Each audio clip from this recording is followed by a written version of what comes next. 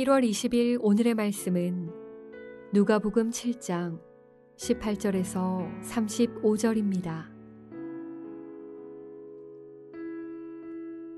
요한의 제자들이 이 모든 일을 그에게 알리니 요한이 그 제자 중 둘을 불러 주께 보내어 이르되 오실 그이가 당신이 오니이까 우리가 다른 이를 기다리오리이까 하라 하매 그들이 예수께 나아가 이르되 세례 요한이 우리를 보내어 당신께 여쭈어 보라고 하기를 오실 그이가 당신이 오니이까 우리가 다른 이를 기다리오리이까 하더이다 하니 마침 그때 예수께서 질병과 고통과 및 악귀 들린 자를 많이 고치시며 또 많은 맹인을 보게 하신지라. 예수께서 대답하여 이르시되 너희가 가서 보고 들은 것을 요한에게 알리되 맹인이 보며 못 걷는 사람이 걸으며 나병 환자가 깨끗함을 받으며 귀먹은 사람이 들으며 죽은 자가 살아나며 가난한 자에게 복음이 전파된다 하라. 누구든지 나로 말미암아 실족하지 아니하는 자는 복이 있도다 하시니라. 요한이 보낸 자가 떠난 후에 예수께서 무리에게 요한에 대하여 말씀하시되 너희가 무엇을 보려고 광야에 나갔더냐 바람에 흔들리는 갈대냐 그러면 너희가 무엇을 보려고 나갔더냐 부드러운 옷 입은 사람이냐 보라 화려한 옷을 입고 사치하게 지내는 자는 왕궁에 있느니라. 그러면 너희가 무엇을 보려고 나갔더냐 선지자냐 옳다 내가 너희에게 이르노니 선지자보다도 훌륭한 자니라. 기록된 바 보라 내가 내 사자를 내 앞에 보내노니 그가 내 앞에서 내 길을 준비하리라 한 것이 이 사람에 대한 말씀이라. 내가 너희에게 말하노니 여자가 낳은 자 중에 요한보다 큰 자가 없도다. 그러나 하나님의 나라에서는 극히 작은 자라도 그보다 크니라 하시니 모든 백성과 세리들은 이미 요한의 세례를 받은지라. 이 말씀을 듣고 하나님을 의롭다 하되 바리새인과 율법 교사들은 그의 세례를 받지 아니하므로 그들 자신을 위한 하나님의 뜻을 저버리니라.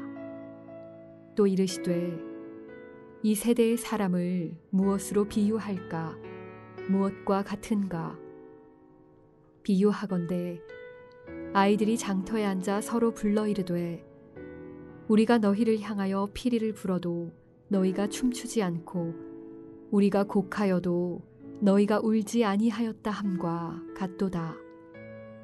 세례 요한이 와서 떡도 먹지 아니하며 포도주도 마시지 아니하매 너희 말이 귀신이 들렸다 하더니 인자는 와서 먹고 마시매 너희 말이 보라 먹기를 탐하고 포도주를 즐기는 사람이요 세리와 죄인의 친구로다 하니 지혜는 자기의 모든 자녀로 인하여 옳다함을 얻느니라.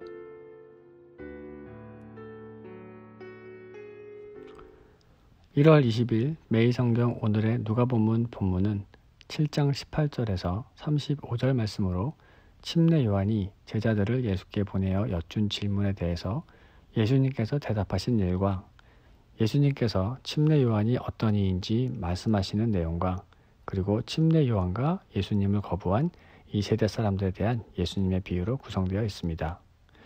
매일 성경을 계속 해오셔서 이미 아시겠지만 누가복음 3장에서 침례 요한은 헤롯 왕에 의해 옥에 갇히게 됩니다. 이후 예수님의 공생애에 관한 이야기로 이어지다가 오늘 7장에서 다시 등장하게 됩니다. 누가복음 3장에서 요한은 이렇게 말합니다. 하나님은 좋은 열매를 맺지 아니하는 나무마다 찍혀 불에 던지리라. 또 손에 키를 들고 자기의 타작마당을 정하게 하사 알곡은 모아 곡간에 들이고 쭉정이는 꺼지지 않는 불에 태우시리라 하고 했습니다. 이렇게 말한 것을 보면 요한은 이 불의와 죄악으로 물든 사회를 메시아가 오셔서 심판하실 것이라고 믿었던 것 같습니다. 또한 그는 세상의 공정과 정의에 대해서 관심이 많았던 것 같습니다. 3장에서 군인들이 회개에 합당한 열매를 맺기 위해 우리가 무엇을 하리까? 라는 질문에는 사람의 것을 강탈하지 말고 거짓으로 고발하지 말고 받은 급료에 족하라 라고 말합니다. 심지어 요한은 그 대상이 왕일지라도 왕이 행한 불의와 불공정한 일에 대해서는 거침없이 직언을 하여 옥에 갇히게까지 되었습니다.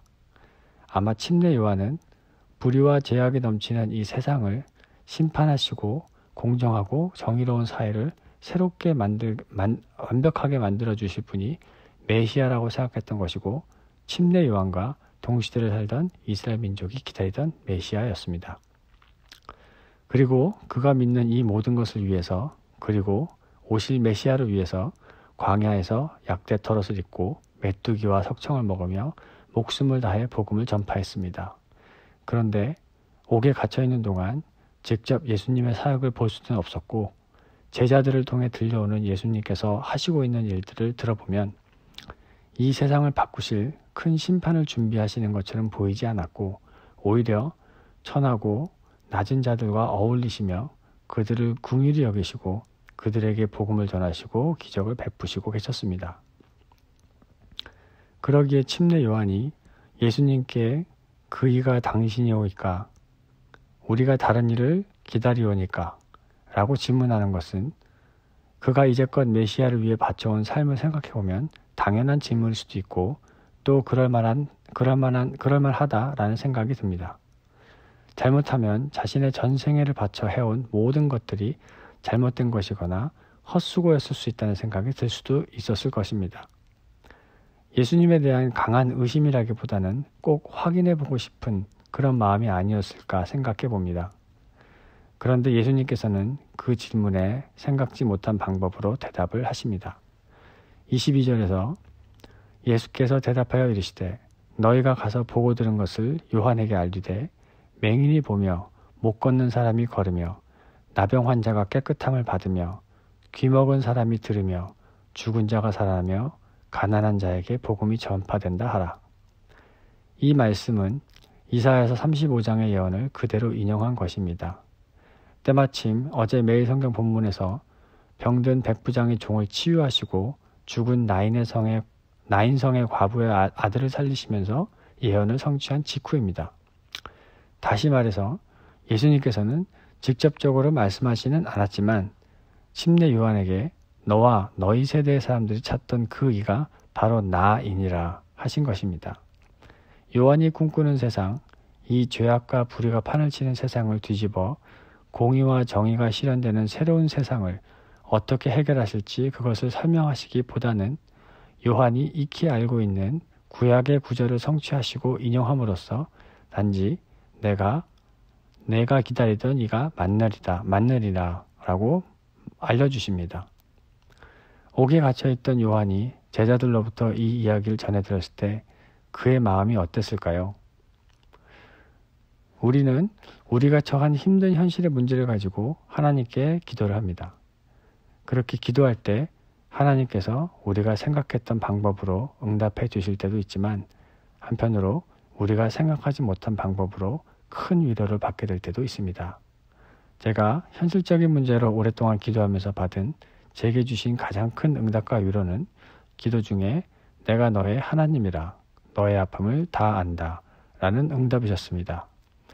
하나님께서는 제 문제를 해결해 주시지도 않았고 제가 생각했던 방식으로 응답해 주시지도 않으셨지만 나의 하나님이시고 나의 아픔을 이미 다 알고 계시고 나와 함께 하신다는 것에 대한 그 응답이 그토록 큰 위로가 되리라고는 그 전에는 생각하지 못했었습니다.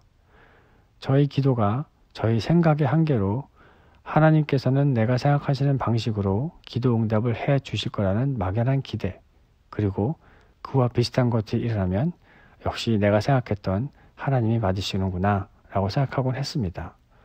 하지만 그보다 하나님께서 우리에게 나의 아버지요 나의 구원자이심을 우리에게 드러내실 때 그것이 그 어떤 기도 응답보다도 더 큰 은혜인 것 같습니다.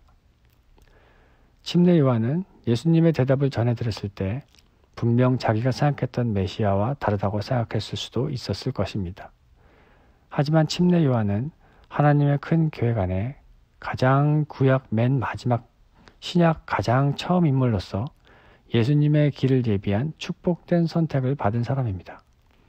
하나님의 사랑과 은혜를 그 누구보다 알고 있던 그였기에 아마 그가 그 말씀을 전해 들었을 때 옥중에 있던 그에게 더없이 큰 위로와 은혜가 되었을 거라 생각합니다. 내가 그렇게 기다리던 너와 함께했고 함께할 그 하나님이라고 걱정하지 말라고 다정하게 말씀하시는 것처럼 들리지 않았을까 생각해 봅니다. 오늘도 하나님께서 우리 모두에게 내가 너의 하나님이다라는 음성이 우리에게 가장 큰 위로와 사랑의 메시지가 되는 하루가 되기를 기도합니다. 기도하시겠습니다. 사랑의 하나님 감사합니다. 오늘 침례 요한과 예수님의 문답을 통해서 우리가 찾던 그분, 죄와 사망의 늪에서 우리를 구원하실 분이 하나님임을 고백하는 하루가 되길 원하옵니다.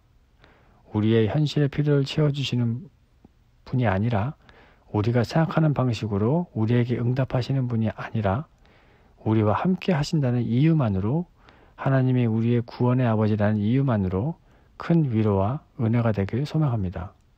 오늘도 주님께서 저희에게 주님이심이 드러나는 역사가 우리 모두에게 일어나는 하루가 되시길 바라며 이 모든 말씀 예수님 이름으로 기도했습니다. 아멘.